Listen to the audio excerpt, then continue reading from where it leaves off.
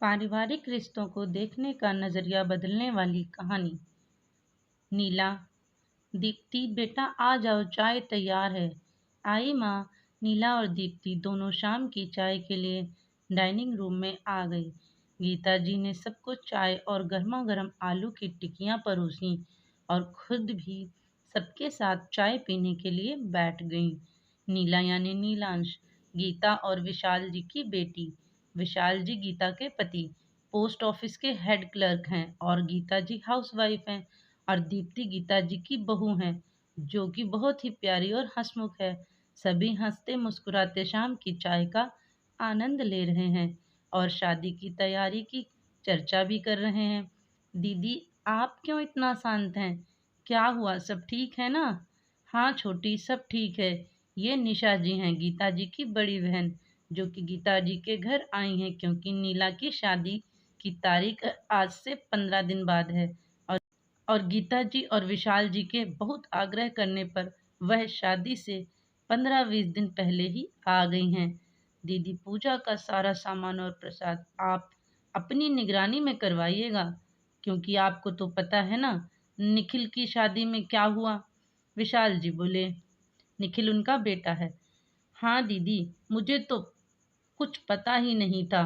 घर में पहली शादी थी और आप भी निखिल की शादी में अपनी बड़ी बहू की डिलीवरी की वजह से नहीं आ पाई थी।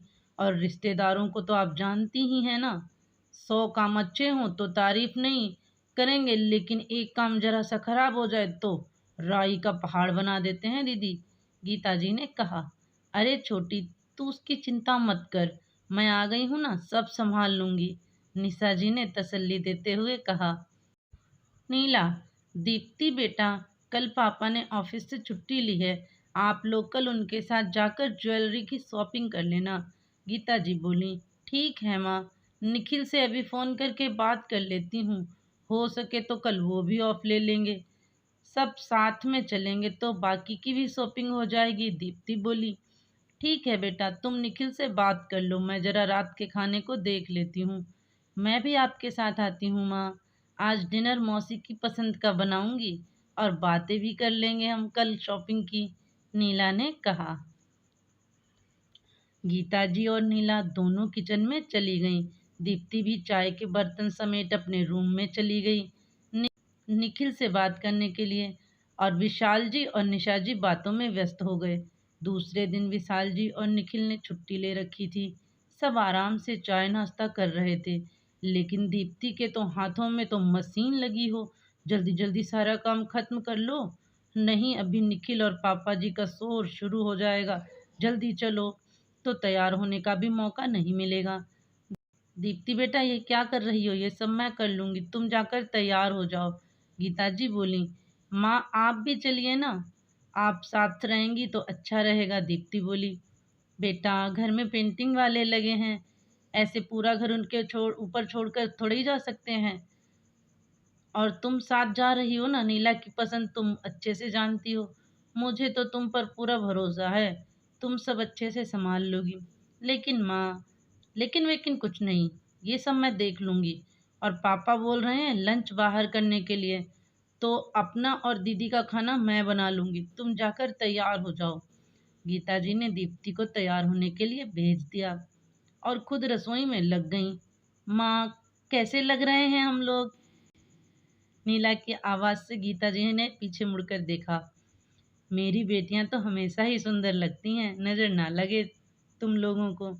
तुम लोगों का ये माँ से तारीफ करवाना हो गया हो तो चलें, पापा कब से बाहर इंतजार कर रहे हैं। जैसे ही निखिल ने कहा, नीला और दीप्ति दोनों बाहर की तरफ भागी, कहीं और डांट न पड़ जाए। दीदी बाहर आ जाओ, मैं आपका चाय नाश्ता यहीं लाई हूँ। गीता जी ने निशा जी को आवाज लगाते हुए कहा, क्योंकि निशा जी बिना स्नान और पाठ किए कुछ खाती पीती नहीं थी, इसीलिए वह सुबह सबके साथ नाश्ता नहीं कर पाई थी।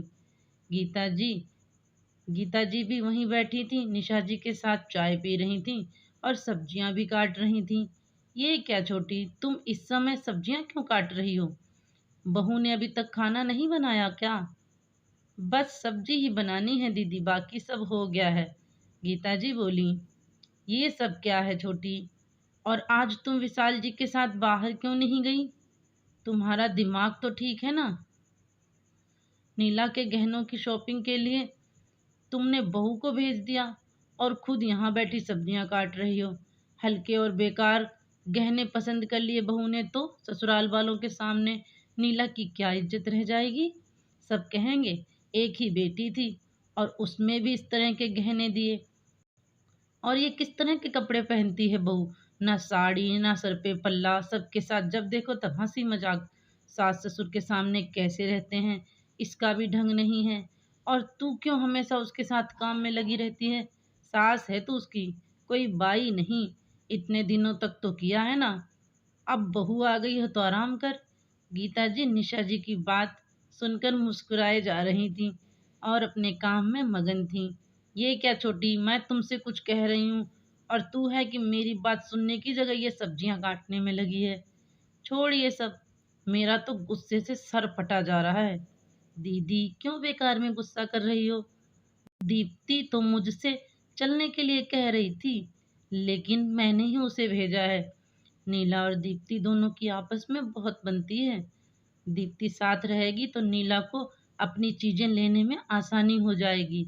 और दीप्ति की पसंद बहुत अच्छी है। आपने देखा नहीं, नीला का लहंगा कितना सुंदर पसंद किया है उसने।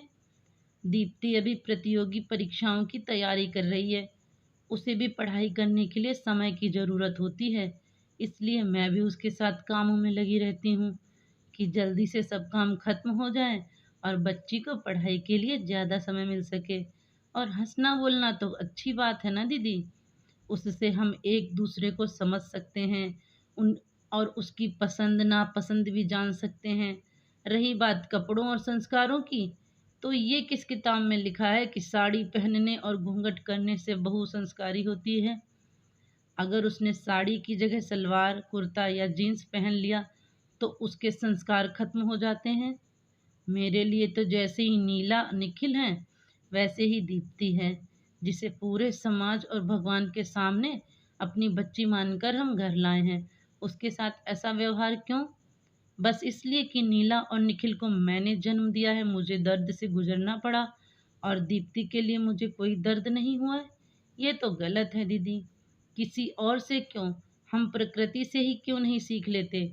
आपने तो समुद्र देखा है ना दीदी, लेकिन कभी ये देखा है कि जब हम उसमें कुछ भी सामान अच्छा या खराब जो भी डालते हैं वो थोड़ी देर बाद हमें वापस कर देता है, अपने पास कुछ नहीं रखता। हमारे बच्चे भी तो वैसे ही होते हैं दीदी, हम उनके साथ जैसा करेंगे वैसा ही वो भी करेंगे। ये मेरा अपना नजरिया है दीदी, शायद तू सही कह रही है छोटी। मैं भी दुनिया के उस अंधेपन में शामिल हो गई थी जिसकी आंखें रहते हुए भी कुछ दिखाई नहीं देता।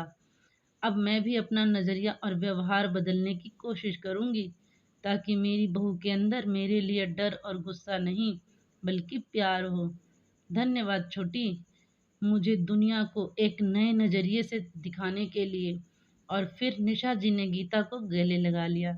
नज़रिया बदलने से हो सकता है हमारा समाज बदल जाए। दोस्तों, आपकी क्या राय है इस पर, नज़रिए के बारे में? कमेंट करके ज़रूर बताना फ्रेंड्स। अगर कहानी पसंद आई हो तो लाइक शेयर कीजिए वीडियो को, और वीडियो देख और चैनल पर नए हैं तो इसे सब्सक्राइब करिए। धन्यवाद आप सभी का वीडियो देखने के लिए।